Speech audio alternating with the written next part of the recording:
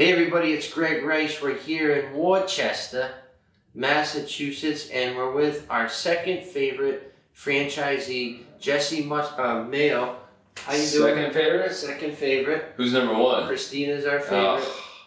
So you have a long way to go to reach Christina's level. She's the best. Coming for you, Christina.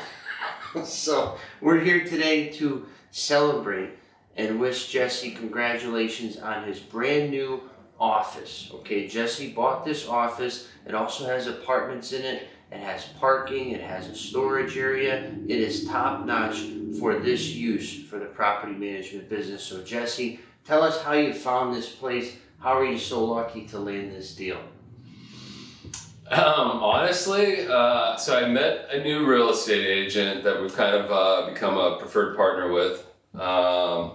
And I just started talking to him, and he was telling me that there was a lot out there. I hopped on, I think it was his Realtor.com's app, and I started scrolling through the oldest listings, and I found this, and I was like, wow, like, that's actually exactly where I want to be, and it seems to have the exact layout that I wanted, and it was right at my price point, and I was like, there's going to be something wrong with this. It's just kind of too good to be true. So I had Otis take a look at it. I contacted the seller's agent, and 4 months later, here we are. Here we are. Yeah. And you dealt with the SBA, right? Correct. So how did that go for folks that maybe want to buy a franchise or are in a business now? How did that work to deal with the SBA and the franchise? So it was called a 504 loan that I got. And with that loan, I only had to come to the table with 10%. That was what I was originally told, but then I had to hire my own attorney. You have to use a bank that has a certified SBA attorney. And with the SBA, I usually use the bank's attorney with my closings because there's really no charge for it. Right. However, with this one, I had to hire my own attorney. When you first hear that it's only like 10% down, it's a little bit more than that. I mean, it's not quite the 20% that you typically need to have or 25, but it's a little bit more than just the 10%. But it was still a pretty good deal. And then the one thing too with the SBA is anytime you're working with Uncle Sam, it's a slow process. True. So our original offer was a 90-day closing, so that's a little bit more than the typical 30-day closing that we're kind of more accustomed to seeing. So hopefully, if you guys go for something like that, anybody watching this, that the seller will potentially be willing to work with you because it does take a little bit longer. And what's amazing, and for you at home, I want to point out is Jesse's progression. Right, 5 years ago, he was on Bigger Pockets, right? Mm-hmm. And he saw one of my ridiculous messages, and he said, I want to meet this guy. I want to know about this company. So he came into our office. He said, I want to buy real estate. I'm unhappy with my career now. I want something that has purpose, passion, I can leave behind for my children, etc. So lo and behold, about a year later from that point, you bought your first property, right? Give or take? Correct.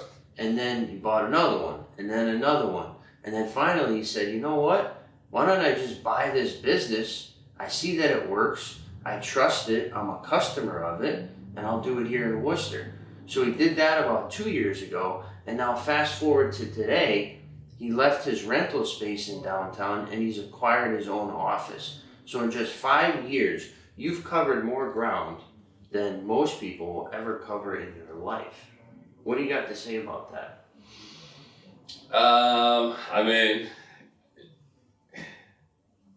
I don't think it was really ever like a laid out plan, and that's the crazy thing about this industry is you start to have opportunities that present themselves that, you weren't really anticipating when you first get into it. And you start networking, which you're obviously very good at. You start meeting the right people, making the right contacts, and, like I said, our preferred real estate agent, Otis, here, he's been great. And, things all of a sudden start to present themselves. And 5 years ago, I never would have thought that I would have been where I am right now. But all of a sudden, once you just get going with it and stick to it, and things start presenting themselves and you make it happen. Yeah.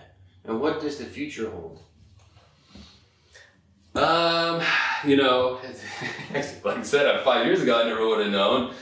So I mean, I want to let the dust settle here for a little bit, but I think I want to get back to purchasing some more just income properties of my own. Here or in Rhode Island, or both? Wherever the best opportunity is, we'll have to see. I mean, I can't say for sure. I know this market's probably one of the hottest markets right now in New England, but I also like the Rhode Island market, so we'll just have to see where the best opportunities are. And outside, you can't miss this sign. It's a wonderful location, West Boylston Street, right? And we're in North Worcester. Is it technically Northern Worcester? Yeah, Northern Worcester. It's the Greendale neighborhood. Greendale. And when I hear Boylston, I think of Fenway Park. So it's a great street. It's a New England name. Yeah. So we wanted to come up here and wish Jesse well in his success and his endeavors. And if you see him out there, say what up and say congratulations. Thank you, sir. Thank you, brother. Anything you want to let the folks at home know before we go? If you guys are in the neighborhood, please stop by. Love to give you a tour, talk a little shop. Don't be a stranger. Say hi. And if you're a tenant, call his personal cell phone directly. Absolutely. Absolutely. All right. Once again, Greg Rice here in Worcester with Jesse Mayo, your property managed.